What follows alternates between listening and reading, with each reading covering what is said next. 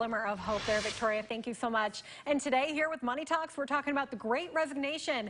Yeah, remember that? So joining us to talk about how this can impact business owners, how they can retain employees, we have Matt Harris with UT's Boyd Center. You know, Matt, talk about how this is impacting the labor force and how, owners and employers are having to pay people more and how that impacts those employee wages and everything that involves. No, absolutely. And so the main thing, I guess, is kind of the underlying question that we get a lot is why? Why are wages going up? And, and most of it has to do with the $6 trillion in stimulus that was spent over the last 2 years trying to avert economic catastrophe from the pandemic.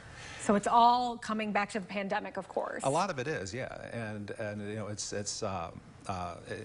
when stimulus gets spent, that money just doesn't stick where it hits, right? It gets passed around to all sectors of the economy, and that drives up prices for lumber, food, everything, even workers. So even though employees can make more money now, we see a lot of help wanted signs still. I mean, we do a lot of stories on that here, especially with being such a tourist location. Kind of what's playing into that? Well, the main thing is kind of you hear it's said a lot that people just don't want to work anymore, but that's patently false, right? Yeah. That if you take a look at where we are now from a labor force perspective, there's more people working in Tennessee than there were before the pandemic. Okay. The labor force participation rate, so when you scale that by the population, that's back up to where it was. My favorite line, it is true though that some sectors are finding it harder to find the people they need. Yeah. But my favorite line about the pandemic, and I don't remember who I stole it from, is that kind of no matter how old you were in 2020, you had a midlife crisis.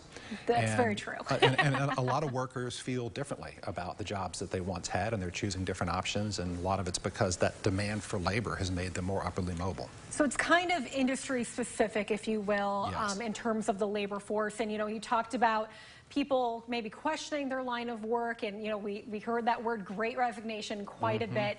And what we kind of want to know is, what are you seeing? Do you think people are regretting that Great Resignation if they were a part of it? What's kind of going on now, 2 years later?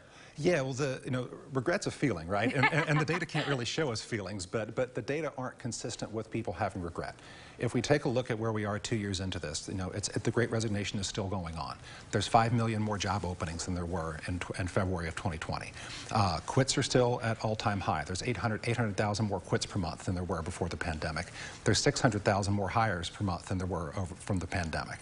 And so I'm sure there are some people who regret the choices they make. There's some people who regret what they had for lunch, right? Right. But overall, the pattern is still consistent, not so with regret, but due to unprecedented opportunities. We have an upwardly mobile labor force that has opportunities in front of it that it hasn't before, and they're capitalizing on that. Now, how does all this connect, real quickly here, because I know we're going to go to break, about the news that we got today on a national scale? So, with this 2 consecutive quarters of contraction, that's not panic button time at all. Okay. But it would be reasonable to expect that hiring may stall a little bit, that wage growth is going to stall a little bit, just because as output growth tends to plateau, then so does everything that comes with it. So, thank you so much. I like how you phrased that there. It's not panic button time quite yet. We're going to keep that in mind. Matt Harris, thank you so much for joining us today. Thank you for having me. And guys, we're going to share all this information, this interview online and on our news app. We'll be right back.